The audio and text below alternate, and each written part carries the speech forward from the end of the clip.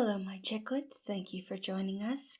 Today we will be listening to Liatris, Happiness, Day 5 in our May Flowers event. As always, information in the description. There were certain traditions around the Mind Palace. During Christmas, Roman and Patton would sing carols at Logan and Virgil's doors. For Thomas's birthday, they would all sit together and reminisce about the things they had done that year and the friends who made their year special. However, one of the most important traditions was movie night. Once a week, they would get together as a family and watch a movie. It had started out as just Roman, Patton, and Logan. Patton had forced it into existence after the split. They had all needed a distraction back then. He was more about repressing feelings rather than experiencing them.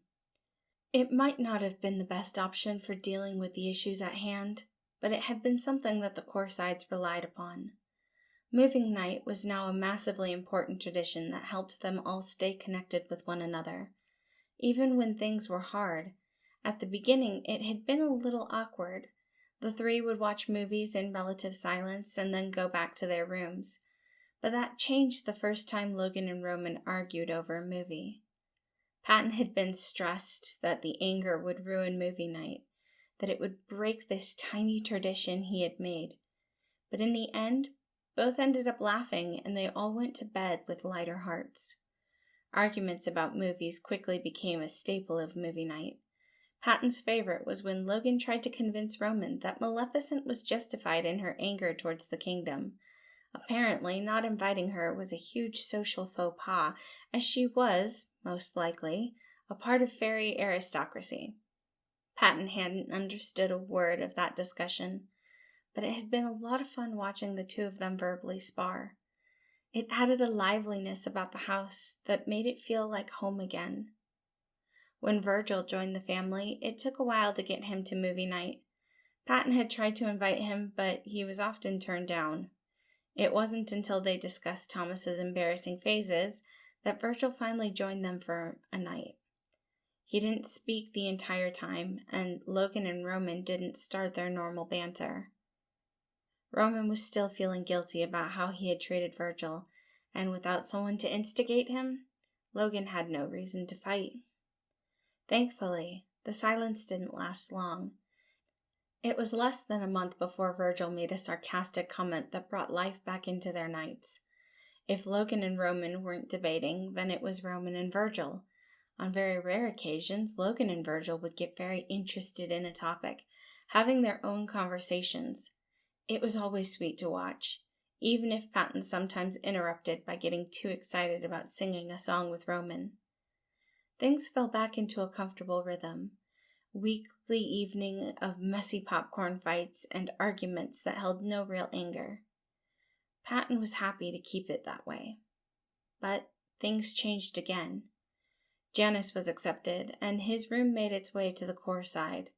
Patton had the hardest time adjusting to Janice being there. He had so much guilt built up in him for everything he had been doing to Thomas, and maybe it was the fake it until you make it attitude, but he invited Janice to movie night. He could tell, just from the way Janice looked at him, that the deceptive side could read him like a book.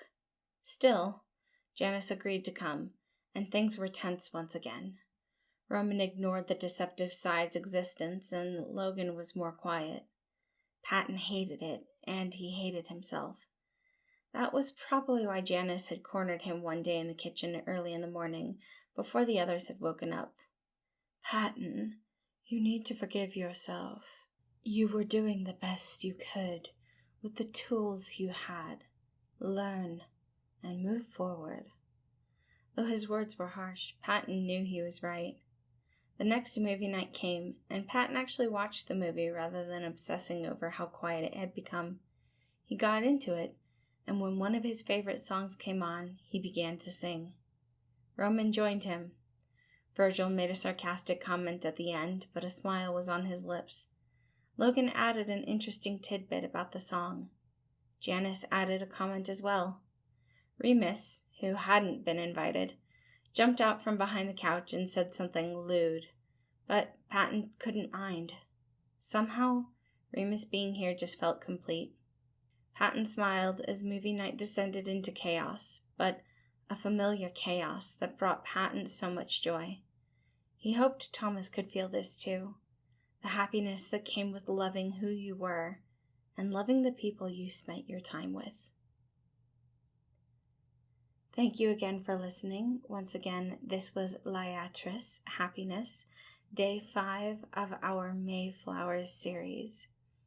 I appreciate all of you being here, and I hope you have a wonderful day.